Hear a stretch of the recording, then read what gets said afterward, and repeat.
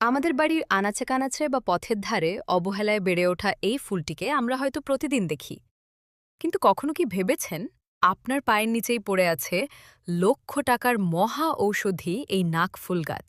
আমরা যাকে সাধারণ আগাছা মনে করে এড়িয়ে চলি, আয়ুর্বেদিক শাস্ত্রে তার কদর হীরার চেয়েও বেশি। কথায় আছে, ছোট মরিচের ঝাল বেশি। নাকফুল ঠিক তেমনই এক বিস্ময়। এর ইংরেজি নাম স্পার্জ, বৈজ্ঞানিক নাম অ্যাকমেলা রিপেন্স। নামটা শুনতে যতটা সাধারণ, এর কার্যকারিতা ঠিক ততটাই অসাধারণ। প্রাচীনকাল থেকে শুরু করে আধুনিক চিকিৎসা বিজ্ঞানেও এই ফুলের ব্যবহার আপনাকে চমকে দেবে। আসুন এবার জেনে নেই এক এক করে নাকফুলের মহা ঔষধি গুণাগুণ। ১. দাঁত এবং মাড়ির ব্যথা ভালো করতে। দাঁতের ব্যথা এমন এক নির্মম যন্ত্রণা যা মানুষকে মুহূর্তেই অসহায় বানিয়ে দেয়। কথা বলতে পারে না, খাবার ঠিকমতো খেতে পারে না। প্রাচীন আয়ুর্বেদিক হেকিমদের মতে নাকফুলের মধ্যে থাকা অ্যান্টিমাইক্রোবিয়াল টার্পেন, তিতকুটে অ্যান্টিসেপটিক অ্যালকালয়েড, ফ্ল্যাভেনয়েড, যা দাঁতের মাড়ির ব্যথা কমাতে সাহায্য করে।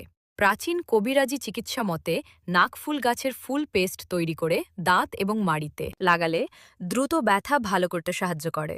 দ্বিতীয়ত, নাকের পলিপাস ভালো করতে। নাকের পলিপলিপাস একটি মানুষকে কত ভয়াবহভাবে যে কষ্ট দিতে পারে তা যে নিজে ভোগে শুধু সেই জানে। শ্বাস নিতে গেলে মনে হয় নাকের ভেতর কেউ যেন পাথর চাপা দিয়ে রেখেছে। প্রাচীন আয়ুর্বেদিক শাস্ত্র মতে নাক ফুলের গাছের পাতায় আছে ফ্ল্যাভেনয়েড, ক্যারোটিনয়েড, টার্পেনয়েড এবং ভোলাটাইল অয়েল, যা নাকের ভেতরের পলিপাস শুকিয়ে ভালো করতে সাহায্য করে। আয়ুর্বেদিক কবিরাজি চিকিৎসা মতে নাক